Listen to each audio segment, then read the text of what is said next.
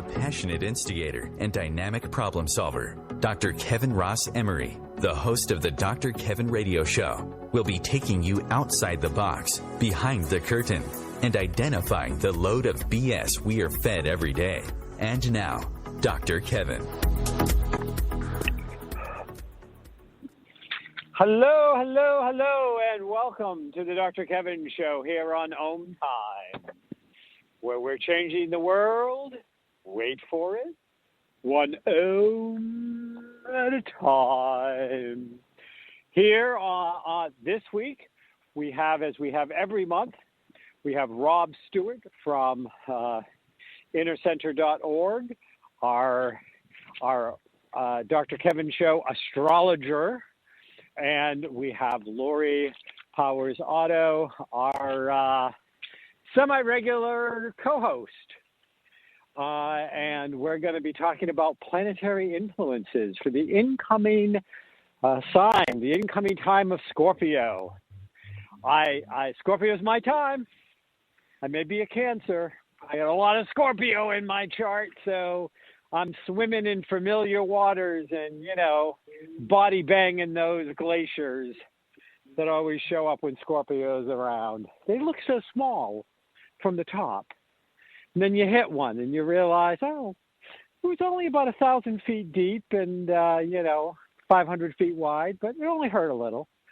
So, as we talk about the nature of Scorpio in just a minute, I do want to say that there is something. Good morning, good afternoon, good evening, Happy Hanukkah, Merry Christmas, Mazel Tov, whatever it is, whatever you celebrate, whoever you are, we don't care. Just remember, you can call in at 202-570-7057, and you can ask questions.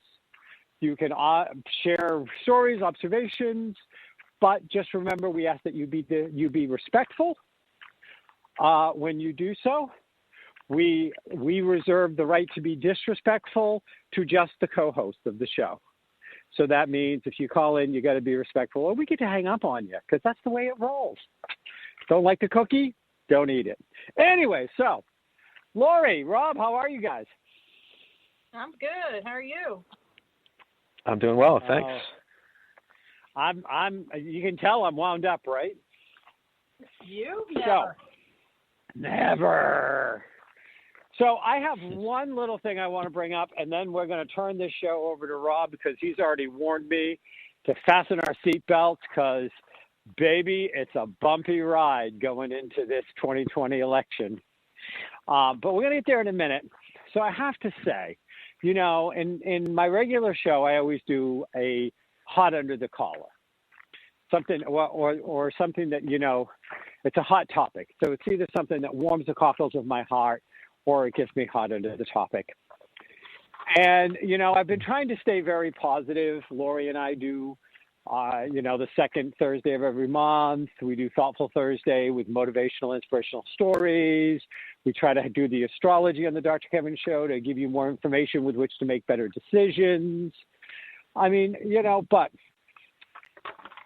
I'm afraid I have to go negative for just a moment. So for those of you who are too delicate and too fragile and don't know if this world is made for you, shove something in your ear. I don't care. I'm going there anyways.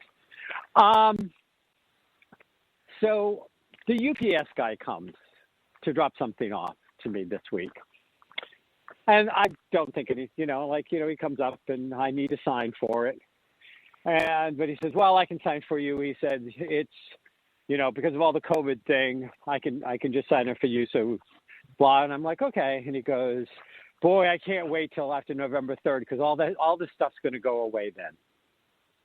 Have a good day. Bye.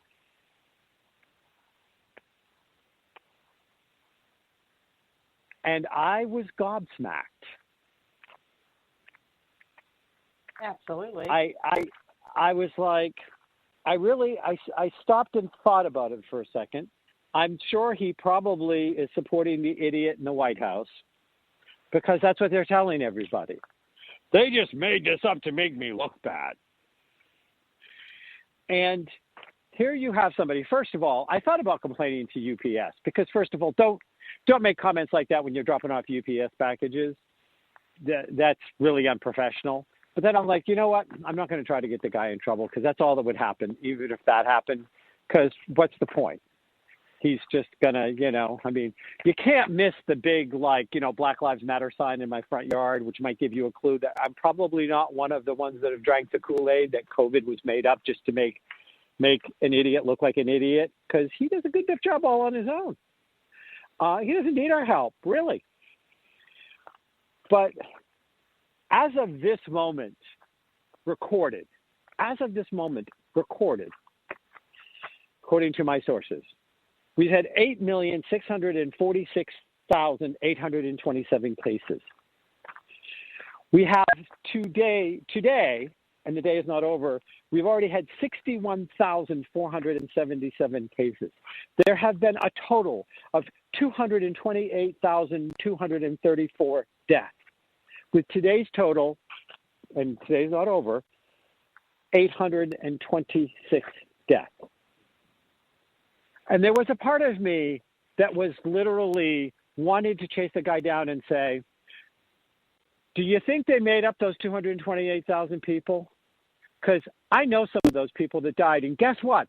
They're not going to rise from the grave on November 4th if Bozo gets elected. God help us.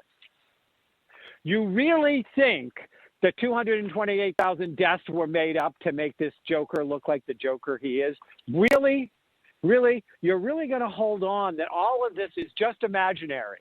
And all of these people, hundreds of thousands, actually millions of people who have been affected by hundreds of thousands of people dying from this thing, were all made up to make this guy look bad? Really? Is that really what you think? But I said, you know what? I'm going to let it go. But I really have to put out there, you got to take a deep breath these days. You got to remember, as Rob will remind us, that Mars is in Aries, and it's even retrograde right now. And there is going to be a tendency to want to get hot under the collar and to lose your temper. But for some reason, it just right down to my core made me want to scream. What are you? An idiot? Actually, there was a few other words in that sentence, but I won't repeat them on air. I got news for you guys. Those 228,000 people are not made up. Those millions of people who have suffered losses, the other ones that have been sick, that have not recovered, that may have not recovered for the whole rest of their life from some of the symptoms, some of the leftover effects of this illness, are going to be suffering 20 years from now, and they might have been able to avoid it if we had acted differently. So I'm going to get off my soapbox because I know there's a lot going on astrologically, but you know what? It's no good to have a public forum from which one can speak if one can't speak their truth sometimes in a most forceful manner. So you guys are welcome to comment or just ignore me and go on to the astrology. I'm done.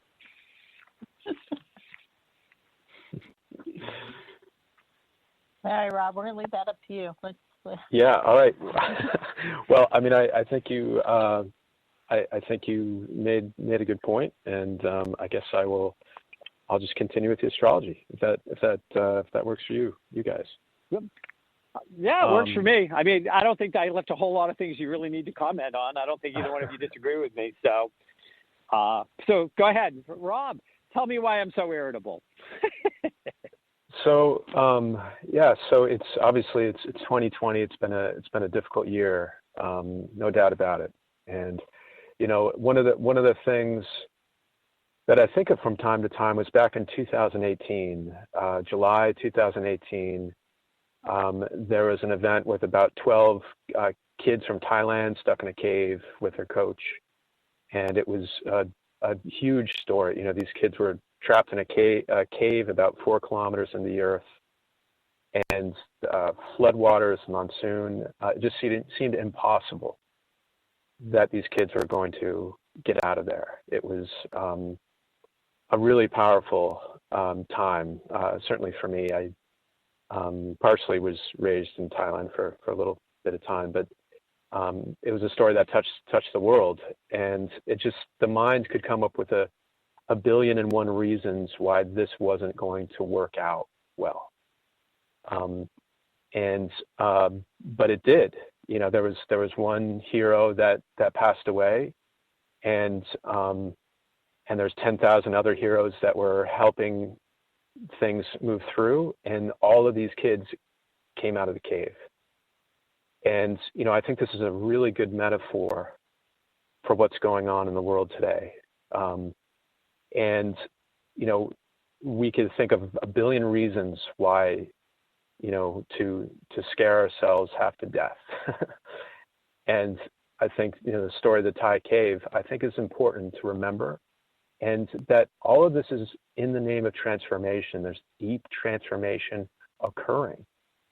And you know, just, I think it's important to remember that the purpose of all these challenges, transformation, is for evolution. It's for letting go of the old, embracing the new. And so, you know, the bottom line is these next 30 days, the astrology suggests things, there's a bumpy ride. And in that is transformation, and there's evolution, and you know, digging into our own shadow and bringing our own inner childs out into the light, so to speak, and for healing. But oftentimes, you know, the birth canal is very challenging, and so these next 30 days, there's some transformative astrology occurring. You know, so first, the sun is entering Scorpio. It represents vital creative energy. It's what we do to feel sane. And so when you do your sun sign, this is what you do to stay sane in this world. And the sun's been in Libra since September 22nd. Libra is about seeking balance, fairness, equality. It's not necessarily about getting those things, it's about seeking them and finding ways to bring them about. And so also the Libra is about developing healthy boundaries. And in a way, Libra is sort of the calm before the Scorpio depth. And the sun enters Scorpio, I believe, tomorrow, the 23rd. And so if Libra is about how we interact with friends and colleagues and people in general, Scorpio is about how we interact with people in more intimate relationships. Not everyone gets to see our Scorpio side. Scorpio is more intense. It's, you know, it comes out in these sort of more intimate relationships. It's about deeper psychology, you know, the nature of our intentions, motivations, and compulsions, and things like that. And so, you know, this intensity is what leads to that transformation, the Scorpio, the phoenix rising from the ashes. And so the key words for the month ahead have to do with unpredictability and revolution, transformation. So the first thing, there's about 4 things I want to talk about. The first is the full moon in Taurus on October 31st. Uranus is conjunct the full moon in Taurus, opposing the sun in Scorpio. And so the key words here are change, liberation, new insights that occur. With the Uranus conjunct the moon, a lot of sudden insight, tremendous sudden unpredictability. The conjunction between Uranus and the moon is extraordinarily tight. So there's just tremendous unpredictability at this time in this full moon in Taurus. Full moon's about completions. It's a time to sort of cashing in on anything you started 6 months ago during the corresponding new moon back in the end of April. But there's something about breaking free of something that was holding you back with this full moon in Taurus on October 31st. Taurus is all about money and finances also. So this is sort of the theme, sort of uncertainty in those areas. And, you know, full moons bring with them this sort of internal struggle between our needs and our wants, the heart and the mind.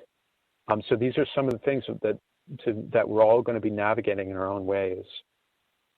And so there's sort of a destabilization that occurs with Uranus. And it can be difficult, but it's helpful in the long run in astrology.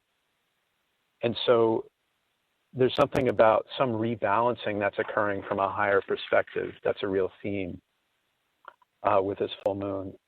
And the moon is our daily life, so with it conjunct, the full moon conjunct Uranus, there's sudden changes, breakthroughs that occur in daily life. And Taurus is also about financial systems. It's about what we value. And so with this full moon, again, conjunct Uranus, there's something unexpected, something sudden, paradigm breaking, something along these lines. And it's pretty much on the eve of the election. So, you don't need an astrologer to tell you these things. On pretty much the eve of this election that's going on. But there's a lot of unpredictability in moods and behaviors. And all this is occurring with retrograde Mars squaring Pluto and Jupiter. And a lot of this does point to uncertainty in finances, the stock market, things like that. I'm not a financial advisor, so speak to your financial advisor, but in the astrology, there's certainly a lot of uncertainty in those areas. And so all of this is really dramatic. And, it's the type of thing of unexpected events, unexpected reactions to those events. And, on a positive note, Venus enters its own sign of Libra on the 28th of October, and retrograde Mercury dips into Libra that same day. So there are opportunities for easier and smoother communications than there could be, given this intensity in the collective and in the sky, in astrology. There's something about emotional liberation that's available here. And of course, sometimes it comes with destabilization. But it's sort of rebirthing that's occurring. Again, it's Scorpio season with the rebirth. So that's part one of what we'll talk about. Again, there's a lot of uncertainty with this, and unexpectedness in those energies. And so that brings us to Election Day. And I know we've got a break here coming up soon. So so I'm going to ask a question to take us into break, because I know the break is going to show up any minute now. So this full moon, and there's the break, and we'll be right back to hear about the astrology of Election Day 2020. Just another day.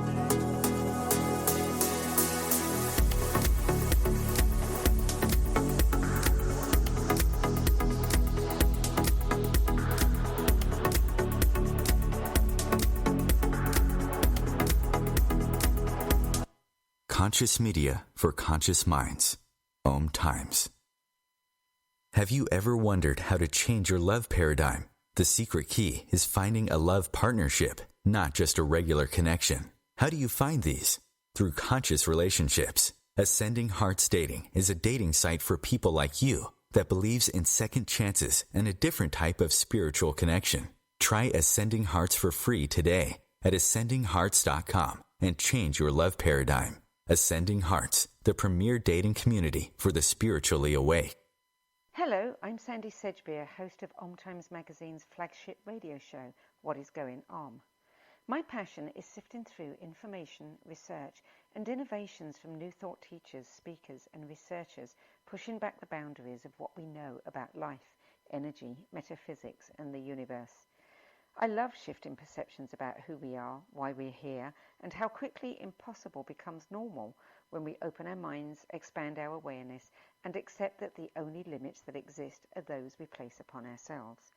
So if you're the kind of forward-thinking, eager investigator of what lies beyond the current reality that most perceive, why not make a date to come play with me in the field of possibilities at 4 p.m. Pacific Time, 7 p.m.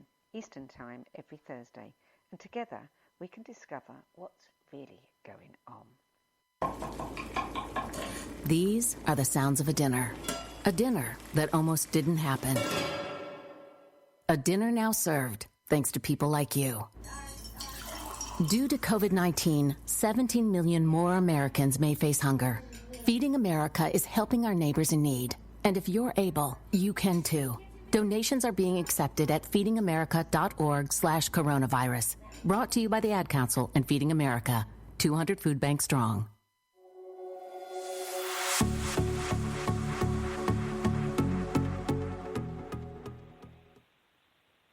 Hello, hello, hello, and welcome back to the Dr. Kevin Show. This week we're doing Planetary Influences with Rob Stewart from innercenter.org and our semi-regular co-hostess, Lori Powers-Otto. And we were just moving from Halloween to shit show. Election day. One of the things. So that full moon on the 31st, how long is the conjunction? How long are they going to stay in conjunction? Will Uranus and the moon still be in conjunction, or are they going to be too wide for conjunction on the actual day? I was just curious. Yeah, no, the moon moves pretty quick, so yeah. The moon will no longer be in conjunction with Uranus, but Uranus will be opposite the sun, which, of course, sudden unexpectedness, and we'll get into that with the election day astrology. Okay. Any questions, Lori? No, I don't have any questions. As always, Rob is doing your job. Great. Go ahead. Hit us with your best shot. All right. So election day. So Mercury's retrograde right now. It's in Scorpio. It's retrograde, which means it looks like it's moving backwards in the sky, but of course it's not in reality. It's just from our place on Earth. We're sort of overtaking on the inside track of Mercury. So from our perspective, it looks like it's moving backwards. And it's a time of reassessing, it's reviewing, reevaluating, and resting. And so Mercury's been retrograde in Scorpio since October 14th. And it will go direct in Libra on election day. And I have a question for you guys. I'm wondering if you can guess the last election in which Mercury went station direct on the day of the election. If you could take a guess. I don't know. The last election 4 years ago. I don't know. Yeah, it's 2000. Back with Al Gore, George Bush. The too close to call. Hanging chads. Right, and so this basically, that election in 2000 is the same conditions with Mercury. Mercury was stationed going direct on the day of the election in Libra, the scales of justice in Libra. It led to a recount, which was eventually to the U.S. Supreme Court. Some say it was decided by the Supreme Court because they stopped the recount. And so these are the types of themes that one could expect in this election. Obviously, you probably don't need an astrologer to, this has been talked about in the past, but the astrology really supports this type of scenario playing out. However, unlike 2000, Mercury, which is going station direct, is squaring Jupiter, Saturn, and Pluto. So more intensity, technical difficulties, snags, errors, lots of issues, even underhanded subversive tactics. These are the types of things that are that occur. I guess in politics in general, but these are types of things that are astrologically it would be supported. So there's no need to stay up late Tuesday night on election night to because, I don't know. That's my take on it.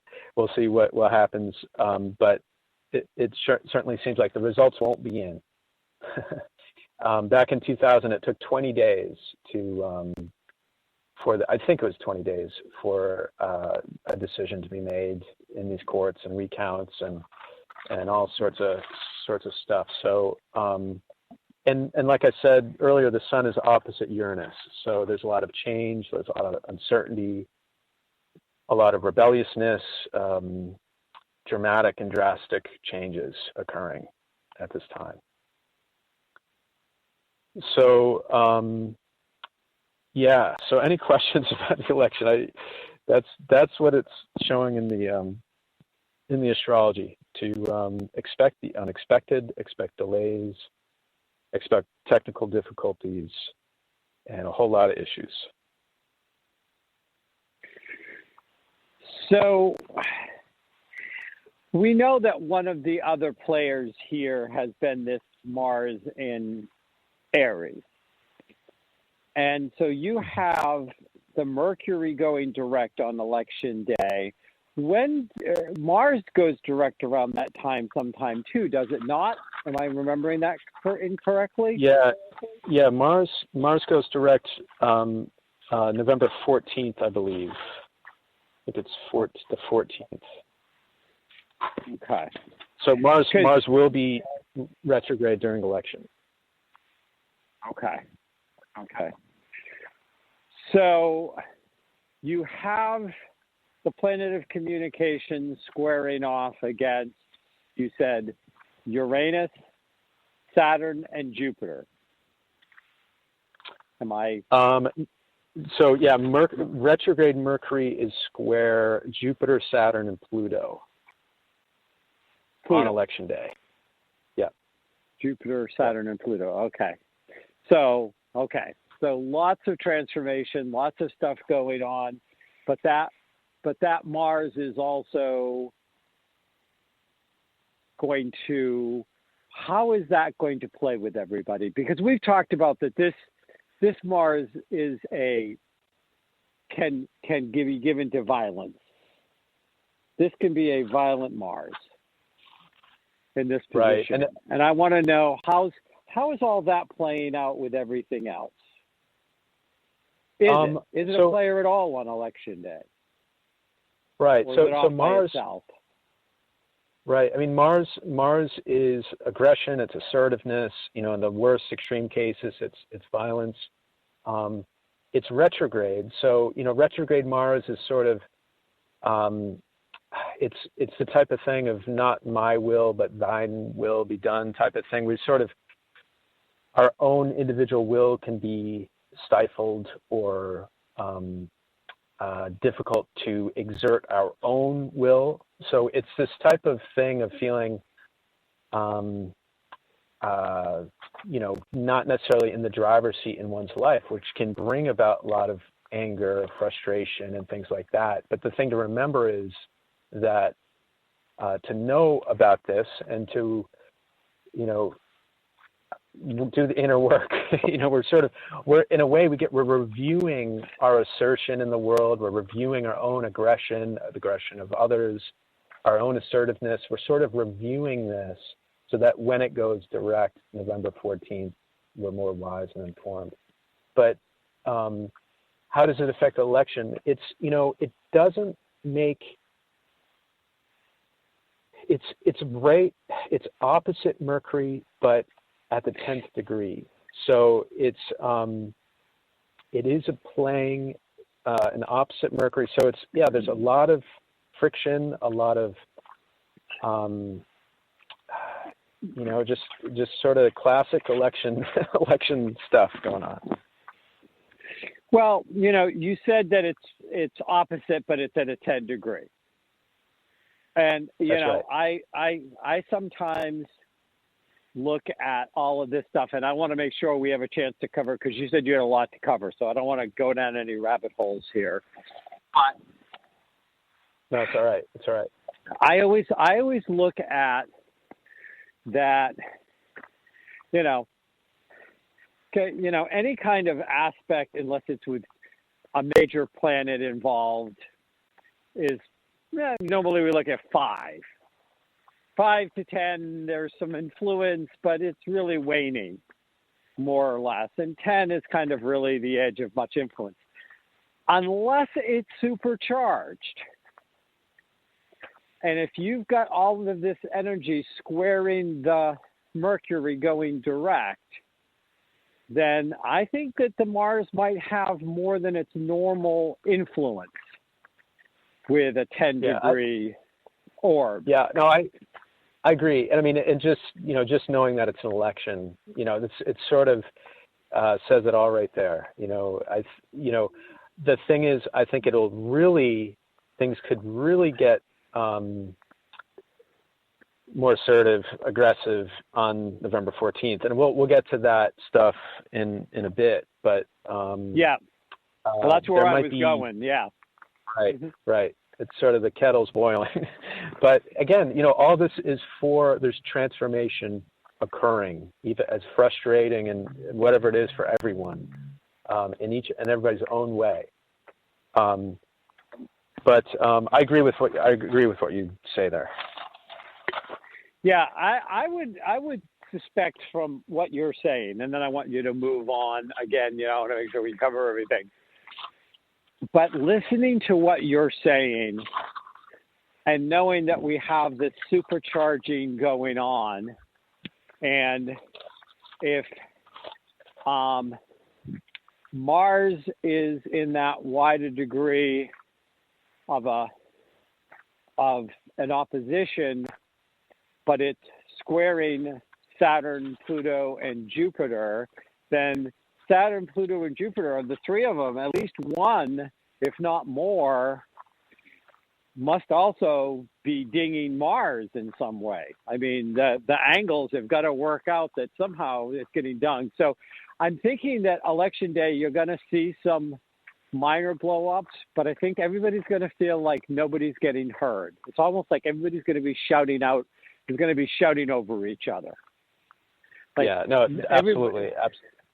And there is a square to Pluto, Saturn, Jupiter for sure for Mars, but in the nature of time, I do want to make sure there's enough because there's some things I want to get to. Go ahead. Go. Yeah. All right. So November 12th. This is a really important date for the month astrologically. This is the third Jupiter-Pluto conjunction of the year. Jupiter is about growth, expansion, and inflation and excess, pride and arrogance in its shadow side. Pluto is regeneration, transformation, purging, and evolution. And so these two planets made a conjunction on April 1st, 2020. This is right as the lockdown began.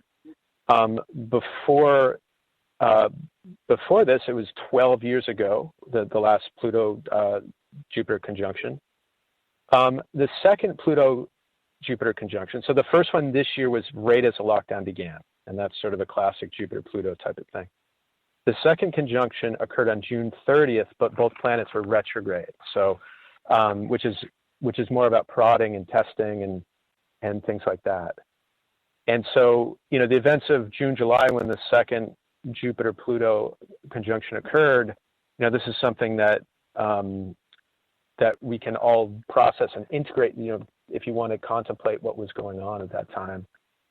But so this third conjunction on November 12th, this occurs at 22 degrees Capricorn, which is the exact degree in which the Saturn-Pluto conjunction occurred back in January. So the Saturn-Pluto conjunction, that's the big one. That's what occurs every 35 to 40 years. It sparks tremendous change in geopolitics. It sparked it sort of marked the beginning of the World War I, then it marked the beginning of the Cold War, and then it marked sort of the early 80s and the beginning of global terrorism and financial crises in the early 80s. And these cycles last 35 to 40 years. So the latest one was in early January 2020. So this Jupiter-Pluto conjunction that's occurring for the third time this year, it's on November 12th, and it brings to the surface truth. Jupiter is truth. Pluto is about deep compulsion, the shadow side, things like that. But it has its growing pains. And like I said, the lockdown is what occurred back in April. And the interesting note here is that this conjunction, Jupiter-Pluto, is occurring on the same day as the Federal Reserve is having its Jupiter return. So the Jupiter return occurs every 12 years. Jupiter is about finances, expansion, and new growth.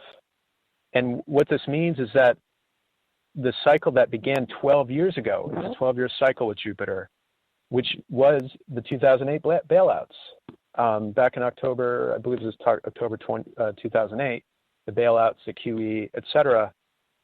That 12-year cycle is coming to a completion and a new beginning. But it's occurring with Pluto. So there's some deep transformation, some growing pains, and some purging at this conjunction. So this is really showing at sort of an ending and new beginning at the Federal Reserve while Jupiter is conjunct Pluto. And, this can signal, transformation at some point in monetary system. I have no idea. I'm not a financial person in any way, but this could mark some transformation occurring in those systems, and certainly mark some change ahead. And this is also, this Jupiter-Pluto conjunction also, again, it's at 22 degrees. It's also trine the US's natal Neptune. And so there's something here about truths being revealed, flaws being exposed, revolution, digging beneath the surface, transcending old states of consciousness, internal transformation within the US system. And I also want to note that a new Saturn-Jupiter cycle begins in late December of this year in Aquarius. These are 20-year cycles with Saturn and Jupiter, and they represent financial institutions, regulatory systems, and it's in Aquarius. Aquarius is about technology, about revolution, the internet and computers. And so looking ahead, this sort of new financial world, think about what the changes that Zoom brought, in this year, more reliance on digital things. This is indicating a new way of perhaps a new financial landscape in the years ahead. And like I said, I'm not a financial advisor or speaker or financial advisor. That's for you and your financial advisor. But it certainly, the astrology simply states there's unpredictably in the markets ahead. I mentioned October 31st and the month ahead. And, regarding Aquarius, things like digital currency, cryptocurrencies, these things certainly fit the bill of Saturn, Jupiter, and Aquarius. And around at the same time, Mars goes direct in Aries after 2 months retrograded. So, as something turns direct, it has force, and it's like, here we go, once it picks up speed. And so this is, it's a time where we all get back in the driver's seat. And with renewed wisdom of what we've been learning these past 2 months with regards to our own assertion, our own aggression, and that of others. And it's at the same time as a new moon in Scorpio. And so it's really, as Mars is going forward, it's a time where we're sort of setting intentions and finding new ways of understanding our own motivations, our own behaviors. It's a time for shadow work as we're bursting out of the gate. So, how do we each want to assert ourselves and meet our own shadow in this world ahead? These are important questions that that is about. The Scorpio season is all about working with the shadow, doing the inner work, and rescuing those kids from that cave in our own world. That's a big part of it. What's going on in Scorpio season. And so, there's a really interesting final chapter here where I'm not sure when the break is, but you want to hear this last part. The break is coming right now, and we'll be right back to hear the final chapter of this week's Planetary Influences here on the Dr. Kevin Show with Rob Stewart from InnerCenter.org and Lori Powers-Otto. We'll be right back.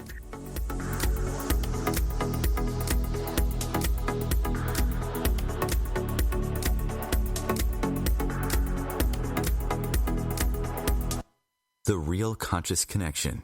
OMTimes Radio. IOM FM. The number one reason girls drop out of school in sub-Saharan Africa is lack of access to feminine hygiene products. The Pads for Schoolgirls Project, an outreach of Humanity Healing International, is changing this paradigm by setting up sewing programs at schools, teaching girls a vocational skill, while producing the reusable pads that help keep them attending classes. The girls pay it forward by making and giving pad kits to other girls in need. To learn more, visit humanityhealing.org. Humanity Healing is where your heart is.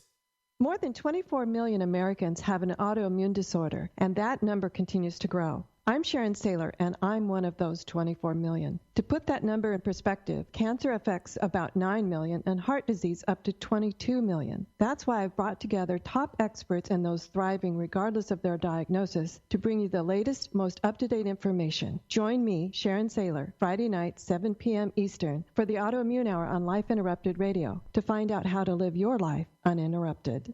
911, what is your emergency? My kid shot himself. All right, where's the wound, sir? 911, what's your emergency? Please help. My son shot his brother. 911, what is your emergency? Okay. 911, please state your emergency. Every day, 8 kids and teens are unintentionally killed or injured by loaded and unlocked guns. It wasn't locked. Learn how to make your home safer at endfamilyfire.org. Brought to you by the Ad Council and End Family Fire.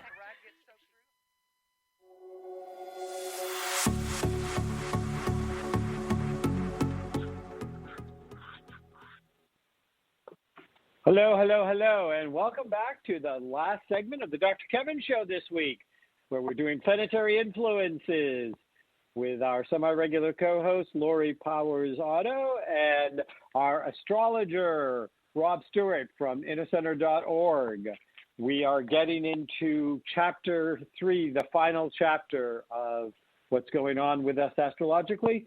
Do remember, this is a live call-in show, and if you have questions, you can call in at 202-570-7057. Again, that's 202-570-7057, and ask any of us your questions. Rob, we are here waiting with bated breath. All right. So, as we've talked before on previous shows, we are approaching the U.S.'s Pluto return. What that is in the U.S.'s birth chart, everything has a birthday, of course, companies, countries, people. And the U.S.'s Pluto is reaching, the transiting Pluto is doing the full cycle. It's returning to its natal position in early 2022. And so this is a rare occurrence. As human beings, we don't live to be 245 years old, so humans don't experience this, but countries do. And in a Pluto return, we know Saturn returns, those occur every 30 years, so at 30 years old, around 30 years old, around 60 years old. There's some challenges that we work through in our lives. But with a Pluto return, it's deep, permanent transformation, excavation. It's a rebirth, regeneration, a healing crisis, and that's what we've been moving through. That's what we're moving through now in this country, and it's what we'll continue to move through this process. With Pluto returning in the U.S.'s birth chart, Pluto's in the second house of financial finances, money, and survival issues, to be quite frank.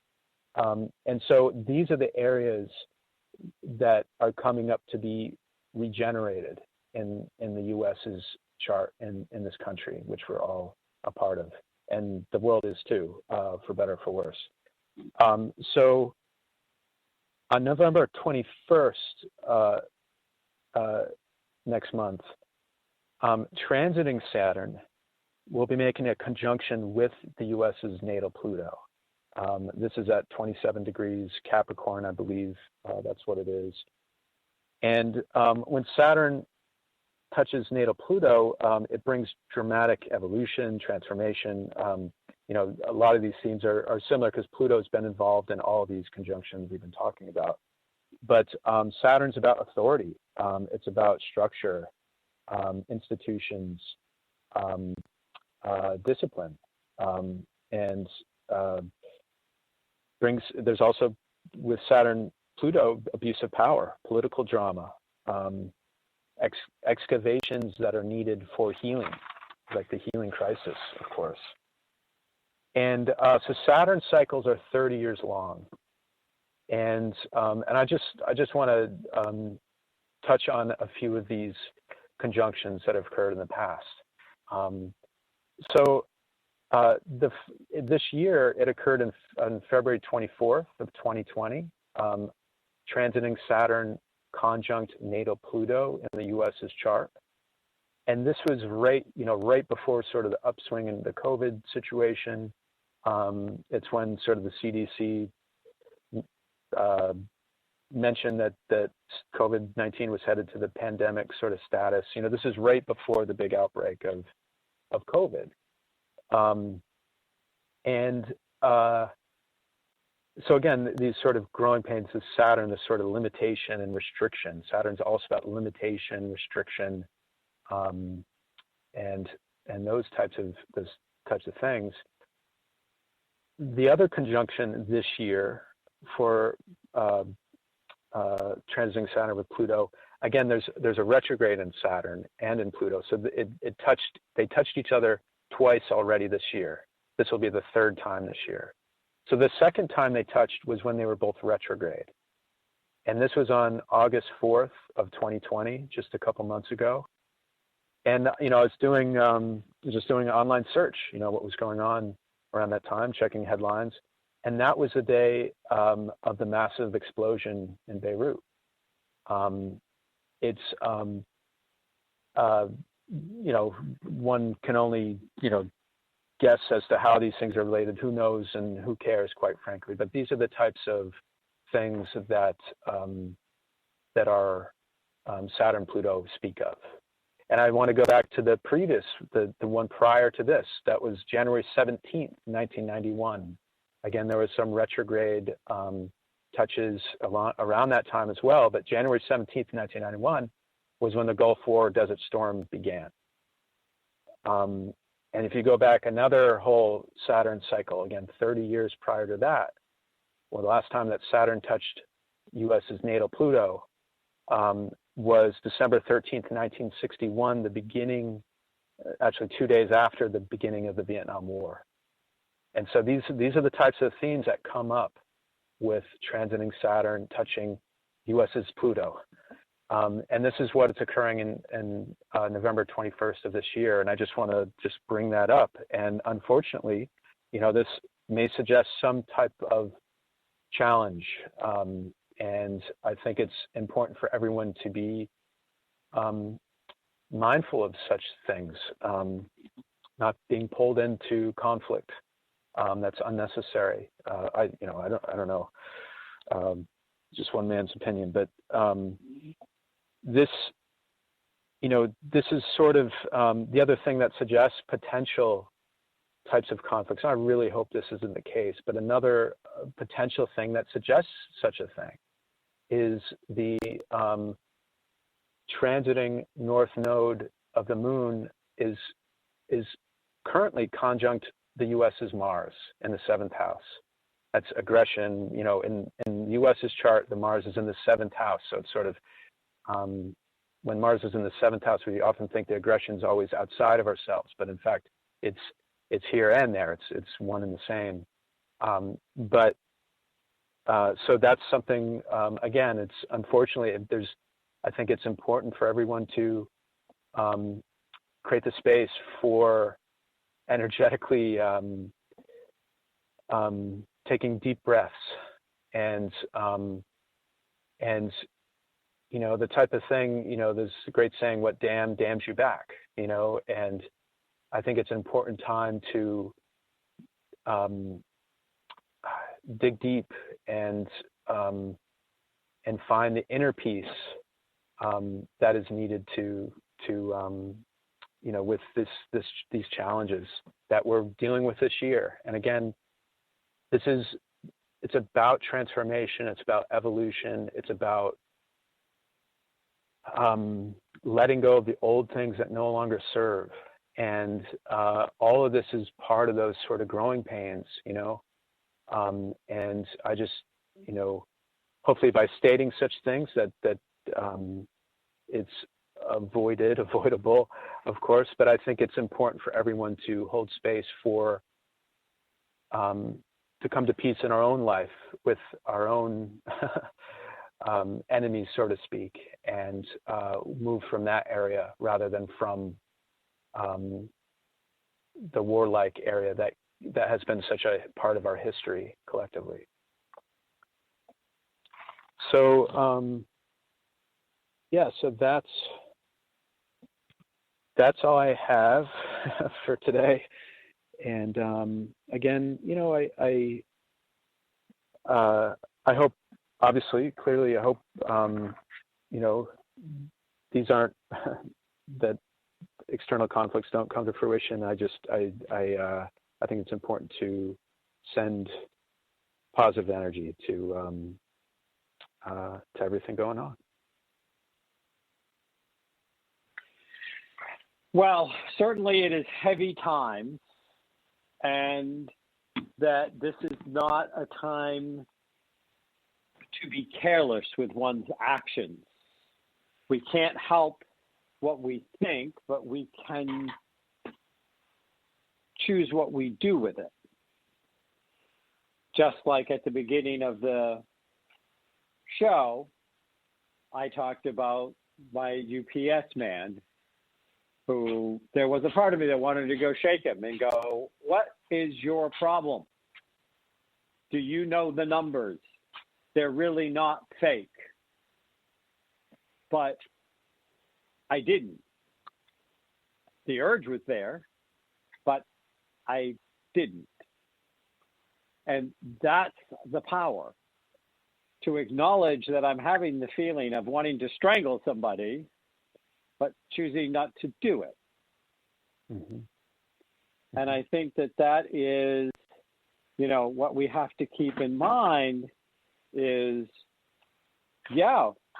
there's going to be a complexity of feelings. There's going to be a complexity of mixed emotions and a desire to be reactionary.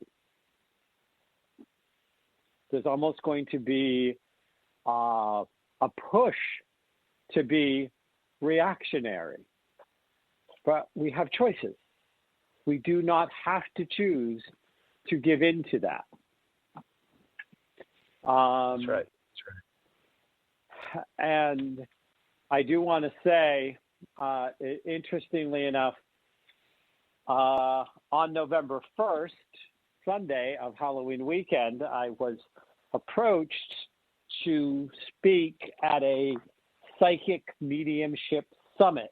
There's 5 of us that are speaking, and then some are just offering services and stuff like this. I will try to remember to go post the link on the radio show, but if anybody is interested, you can reach out to me at Dr. Kevin at my Dr. Kevin, or post on the show, and I'll send you the information, because it's being done on Zoom. But when I was asked what I wanted to speak about, I got very quiet. And the title of my talk is The Way Forward. And I open up the description is, Are we on the precipice of a new dark ages, and do we have to be?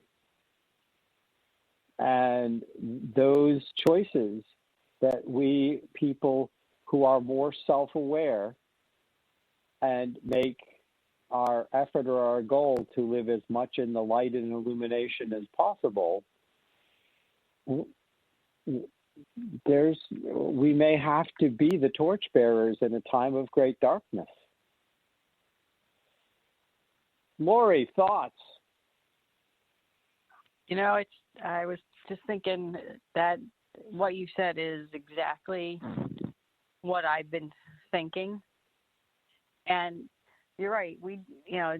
Backing up a little bit, we do have choices on how we react, and it's not our job to correct everyone to make them think the way we think, because they also feel that they're correct. So it is choices, but the only way we're going to ever move forward is together. Right. Absolutely. Absolutely. Rob, you're invited back in a month. I expect you to have a better forecast. Talk to those stars. You hear me, boy? Thanks for having me on. Hey, I'm blaming you for that. Thank you, Rob Stewart from innercenter.org. And join Lori and I on the second Thursday of November with Thoughtful Thursday. God knows there'll be a lot of thought. Next week, I'm on with author Corby Metlid, and we're going to talk about her new book. So